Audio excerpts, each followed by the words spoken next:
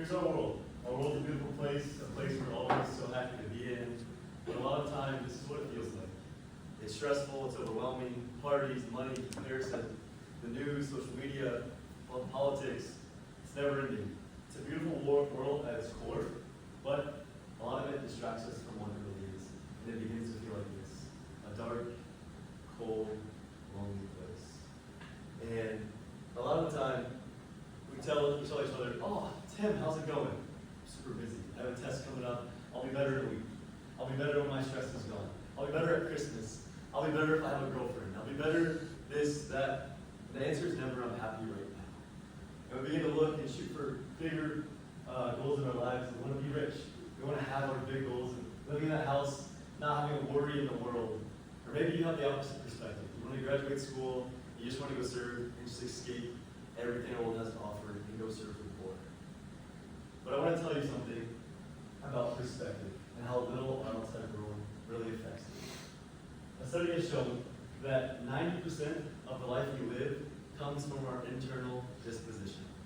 Only 10% of your life is actually affected by what's happening on the outside. So when you want to be rich, or when you're really busy, it's only 10% who you actually are. 90% is how you look at it. When you want to be rich, it's only 10% of who you are. 90% is how you look at it. And finally, if you want to be really poor, if you want to go serve, still only 10% of the service becomes who you actually are on the inside. But don't just take my word for it. Take a trip to Peru, visiting the poorest of the poor. I went to temple in Peru, outside of Lima, going to serve. We visited there, and right away, we get to see how much joy these people had. They had so much fun.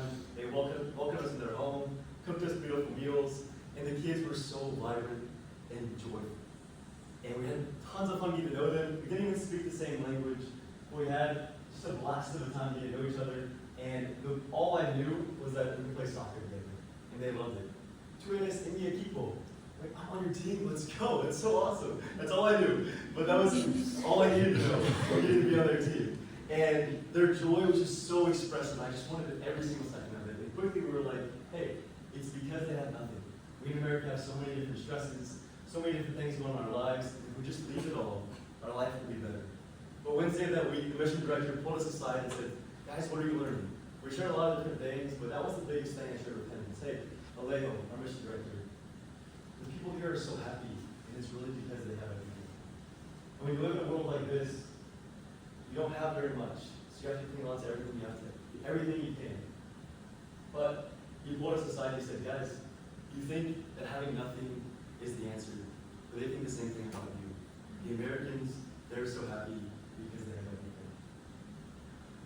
And that really struck me, because we always look at the other side of the picture, the other side of the world, and just assume every other person is better off.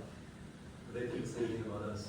We come together and find the joy in one another, we find that peace, and then we leave, assuming the other party has no worries, has no struggles, and has nothing in the world that is bothering you. So I want to leave you with this. This is our world. It's a beautiful place to be. And how are you going to look at it? Thank you.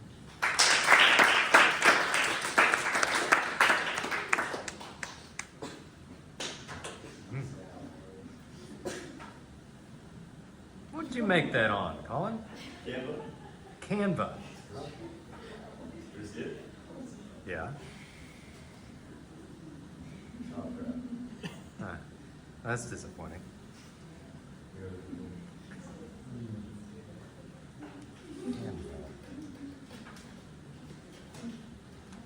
Have you ever used Canva? I have not, but I've been asked to learn about it, and I